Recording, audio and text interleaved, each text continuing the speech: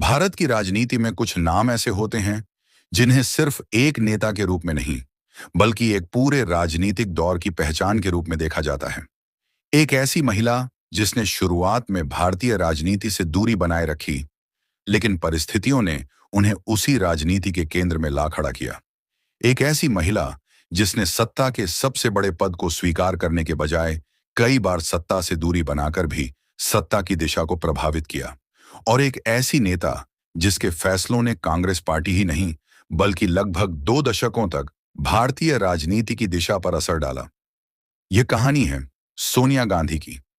लेकिन सोनिया गांधी की कहानी सिर्फ एक राजनीतिक परिवार की कहानी नहीं है।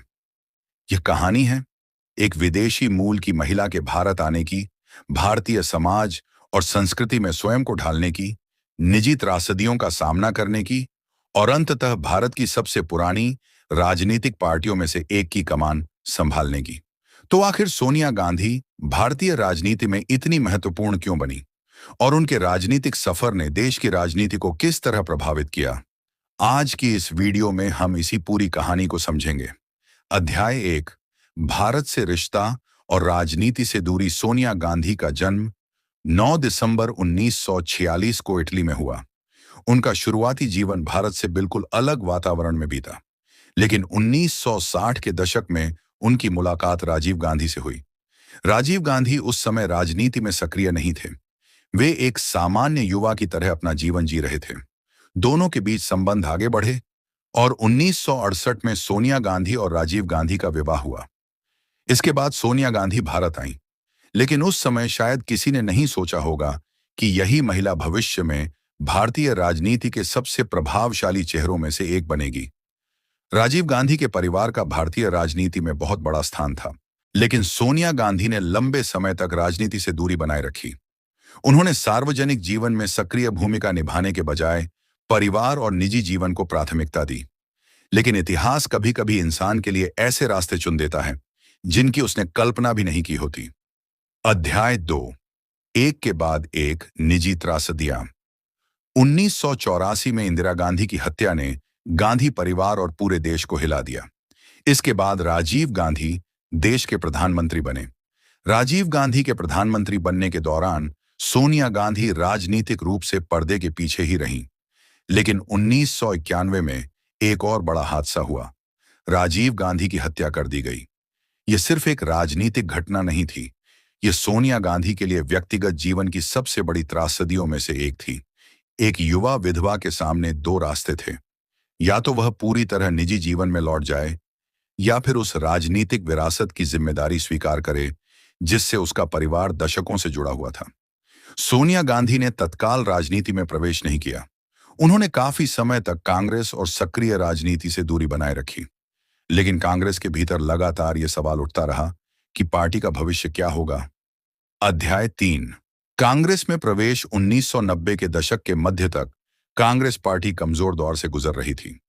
पार्टी के भीतर नेतृत्व को लेकर असमंजस था और संगठनात्मक चुनौतियां बढ़ रही थीं।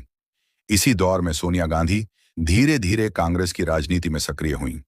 1997 में उन्होंने कांग्रेस की प्राथमिक सदस्यता ली और 1998 में वे कांग्रेस अध्यक्ष बनी। ये उनके राजनीतिक जीवन का निर्णायक मोड़ था। सोनिया गांधी के सामने सबसे बड़ी चुनौती सिर्फ पार्टी को चुनाव जिताना नहीं थी। चुनौती थी एक ऐसी पार्टी को फिर से संगठित करना जिसका देश की राजनीति में कभी बहुत मजबूत प्रभाव हुआ करता था। उन्होंने संगठन को मजबूत करने और पार्टी के पुराने राजनीतिक आधार को वापस लाने की कोशिश की। उनके नेतृत्व में कांग्रेस ने धीरे धीरे अपनी राजनीतिक स्थिति मजबूत करनी शुरू की। अध्याय 4, 2004 का बड़ा राजनीतिक मोड़। 2004 का लोकसभा चुनाव भारतीय राजनीति में एक महत्वपूर्ण मोड़ साबित हुआ। कई राजनीतिक विश्लेषक उस समय मान रहे थे कि तत्कालीन सत्तारूढ़ गठबंधन मजबूत स्थिति में है, लेकिन चुनाव परिणामों ने तस्वीर बदल दी। कांग्रेस सबसे बड़ी पार्टी के रूप में सामने आई और सहयोगी दलों के साथ मिलकर सरकार बनाने की स्थिति में पहुंची। यहीं से शुरू हुआ यूनाइटेड प्रोग्रेसिव अलायंस यानी यूपीए का दौर। सोनिया गांधी उस गठबंधन की प्रमुख राजनीतिक शक्ति थीं। अब एक बड़ा सवाल सामने था, क्या सोनिया गांधी भारत की प्रधानमंत्री बनेंगी? संख्या कांग्रेस और उसके सहयोगियों के पक्ष में थी। लेकिन सोनिया गांधी ने प्रधानमंत्री पद स्वीकार नहीं किया। उन्होंने डॉक्टर मनमोहन सिंह को प्रधानमंत्री पद के लिए आगे किया। यह फैसला भारतीय राजनीति में आज भी चर्चा का विषय है, क्योंकि यह उस समय का एक असाधारण राजनीतिक निर्णय था। सत्ता का सबसे बड़ा पद उपलब्ध होने के बावजूद उसे स्वयं न लेना और किसी दूसरे नेता को प्रधानमंत्री बनाना भारतीय राजनीति में एक अलग तरह का उदाहरण बना। अध्याय 5, यूपीए और सोनिया गांधी की भूमिका। 2004 से 2014 तक भारत में यूपीए के नेतृत्व वाली सरकारें रहीं। इस पूरे दौर में सोनिया गांधी की भूमिका बेहद महत्वपूर्ण रही। वे सरकार में प्रधानमंत्री नहीं थीं, लेकिन वे यूपीए की चेयरपर्सन और कांग्रेस की प्रमुख नेता के रूप में गठबंधन की राजनीति में केंद्रीय भूमिका निभाती रहीं। सरकार और पार्टी के बीच संतुलन बनाए रखना, सहयोगी दलों को साथ रखना और राजनीतिक प्राथमिकताओं पर प्रभाव डालना, इन सब में उनकी भूमिका रही। यही वह दौर था जब भारत में गठबंधन राजनीति ने एक नया स्वरूप देखा। कांग्रेस को अलग अलग क्षेत्रीय दलों के साथ मिलकर सरकार चलानी थी।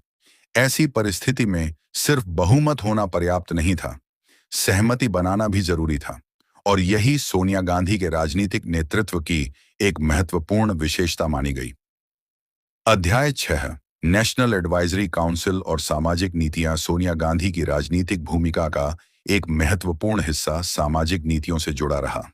नेशनल एडवाइजरी काउंसिल यानी एनएसी के माध्यम से उन्होंने कई सामाजिक और अधिकार आधारित नीतियों की दिशा में काम किया। इस दौर में ऐसे कानून और नीतियां सामने आईं जिनका उद्देश्य आम नागरिकों को अधिक अधिकार देना था। उदाहरण के लिए राइट टू इंफॉर्मेशन एक्ट यानी सूचना का अधिकार। इस कानून ने आम नागरिक को सरकारी व्यवस्था से जानकारी मांगने का महत्वपूर्ण अधिकार दिया। इसी तरह ग्रामीण रोजगार से जुड़ा MGNREGA भी यूपीए दौर की प्रमुख योजनाओं में शामिल रहा।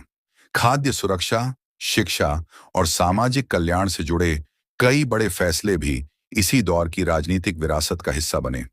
इन नीतियों का श्रेय केवल किसी एक व्यक्ति को देना उचित नहीं होगा, क्योंकि कानून और नीतियां सरकार, संसद, प्रशासन, विशेषज्ञों और सामाजिक संगठनों की सामूहिक प्रक्रिया से बनती हैं।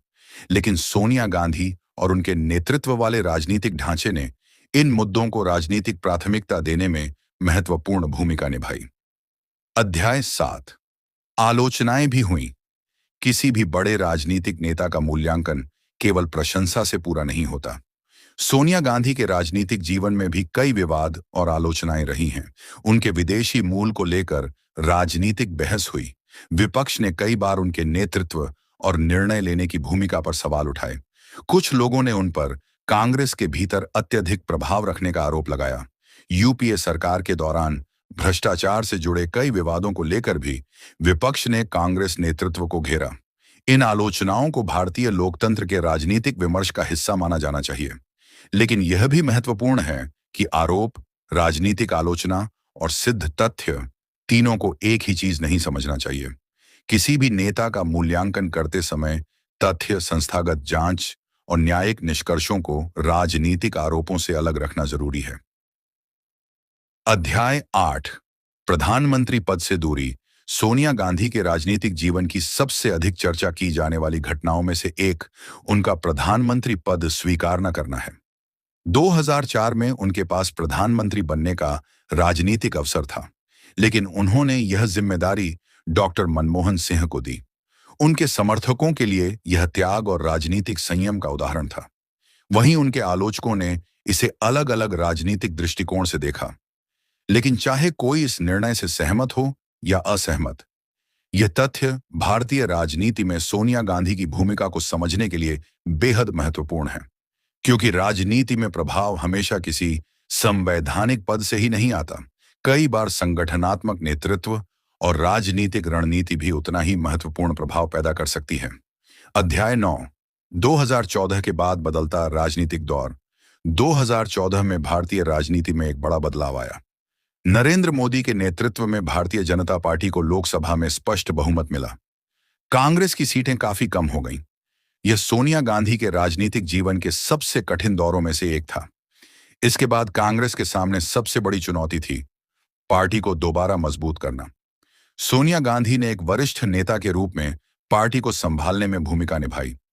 बाद के वर्षों में राहुल गांधी ने कांग्रेस अध्यक्ष की जिम्मेदारी संभाली। इसके बाद सोनिया गांधी ने फिर से अंतरिम अध्यक्ष के रूप में पार्टी का नेतृत्व किया।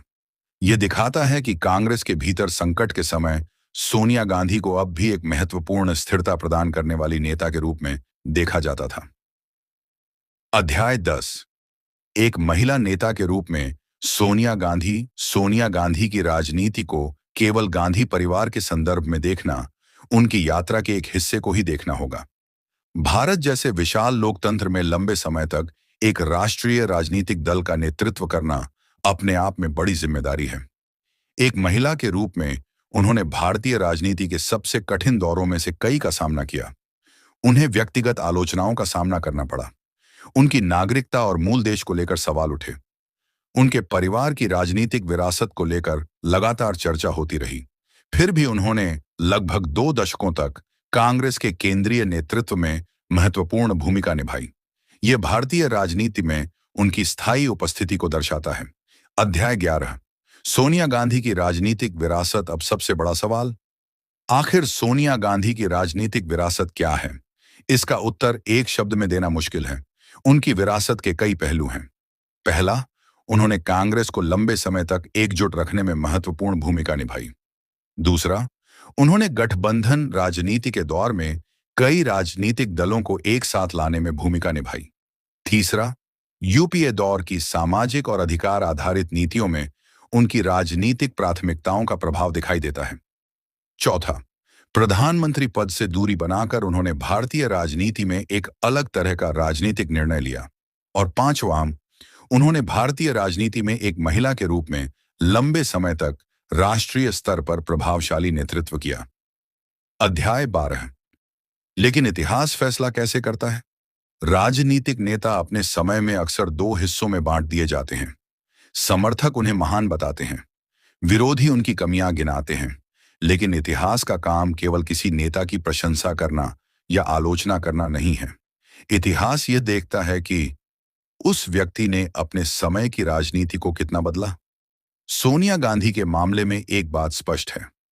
1990 के दशक के अंत से लेकर 2010 के दशक तक भारतीय राजनीति में कांग्रेस की भूमिका को समझना हो तो सोनिया गांधी को नजरअंदाज नहीं किया जा सकता। वे प्रधानमंत्री नहीं थीं, लेकिन वे सत्ता की राजनीति में एक महत्वपूर्ण केंद्र थीं। उन्होंने चुनाव लड़े, गठबंधन बनाए, पार्टी को संभाला, आलोचनाओं का सामना किया और लंबे समय तक कांग्रेस की राजनीतिक दिशा को प्रभावित किया। सोनिया गांधी की कहानी सिर्फ सत्ता तक पहुंचने की कहानी नहीं है। यह कहानी है परिस्थितियों के सामने खड़े होने की। एक ऐसी महिला की जिसने भारत में आकर एक परिवार बनाया, फिर उसी परिवार को एक के बाद एक राजनीतिक त्रासदियों से गुजरते देखा और अंततः स्वयं भारतीय राजनीति के सबसे कठिन मंच पर उतरकर एक राष्ट्रीय पार्टी का नेतृत्व किया। उनसे सहमत होना या असहमत होना लोकतंत्र का अधिकार है। उनकी राजनीति की आलोचना करना भी लोकतंत्र का हिस्सा है। लेकिन उनके लंबे राजनीतिक योगदान और भारतीय लोकतंत्र में उनकी भूमिका को सम्मान के साथ समझना भी उतना ही जरूरी है, क्योंकि राजनीति में विचार अलग हो सकते हैं, लेकिन लोकतंत्र में सम्मान की भाषा कभी खत्म नहीं होनी चाहिए। सोनिया गांधी भारतीय राजनीति के इतिहास का एक ऐसा अध्याय है जिसे समझे बिना पिछले 3 दशकों की भारतीय राजनीति को पूरी तरह समझना मुश्किल है, और शायद यही उनकी सबसे बड़ी राजनीतिक पहचान है। उन्होंने भारतीय राजनीति को केवल देखा नहीं, बल्कि उसके एक महत्वपूर्ण दौर की दिशा तय करने में अपनी भूमिका निभाई। धन्यवाद।